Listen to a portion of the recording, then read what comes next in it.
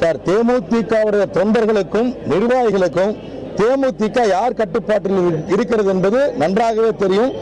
அங்கே கட்சியில நடக்கிற நிகழ்வுகளை எல்லாம் பார்க்கின்ற பத்திரிகை நண்பர்களாகிய உங்களுக்கும் தெரியும் யார் கட்டுப்பாட்டில் இருக்கிறது என்று. அதனால அவருடைய கட்டுப்பாட்டில் இருக்கிறதுங்கிறதுக்கு ஆதாரம்லாம் காண்பிக்க முடியாது.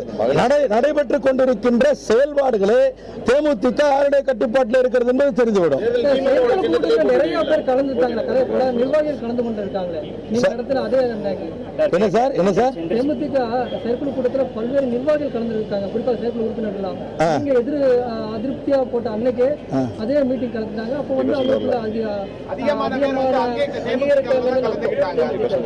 சார், உண்மை தேமுதிகவிலே அதிகமானவர்கள் கலந்து கொண்டார்களா என்று சொன்னால் அதற்குரிய ஆதாரம் இவங்க தான் அதிகமாக கலந்துக்கிட்டாங்க, இங்க அதிகமாக கலந்துக்கலன்றதுக்கு என்ன ஆதாரம் இருக்கிறது?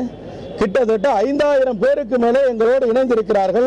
தேமுதிகவிலே மேலே இருக்கின்ற மாவட்ட அளவிலே இருந்து மாநில அளவிலே இருந்து அடிமட்டத்தில் இருக்கிற கிளைக்கழக முறையில் இருக்கின்ற நிர்வாகிகள் எங்களோடு கலந்து கொண்டு எங்களுடைய கருத்துக்களுக்கு வலு சேர்த்திருக்கிறார்கள். சார், இதற்கெல்லாம் ஒரே விடை, மே 19ஆம் தேதி தேர்தல் முடிவு வெளிவருகின்ற பொழுது உங்களுக்கு யாரோடு தேமுதிகவினர் யார் எந்த அணியை தேர்ந்தெடுத்திருக்கிறார்கள், யாரோடு இருக்கிறார்கள், யாருக்கு பக்கபலமாக இருக்கிறார்கள் என்பதெல்லாம் மே 19ஆம் தேதி உங்களுக்கு உள்ளங்கை நெல்லிக்கனியாக தெரிந்துவிடும்.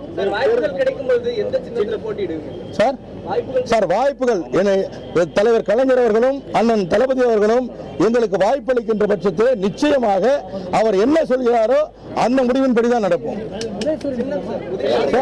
அது இல்லைங்க, அதாவது நாங்கள் இப்பதான் கோரிக்கை விடுத்திருக்கோம். இன்னும் அங்கிருந்து எங்களுக்கு எந்த விதமான ஒரு உறுதிப்படுத்தப்பட்ட தகவல் எங்களுக்கு சொல்லப்படல. அதற்கு முன்னாடி யூகமான செய்திகளுக்கு இந்த நேரத்தில் பதில் சொல்ல விரும்பவில்லை. Thank you sir, thank you.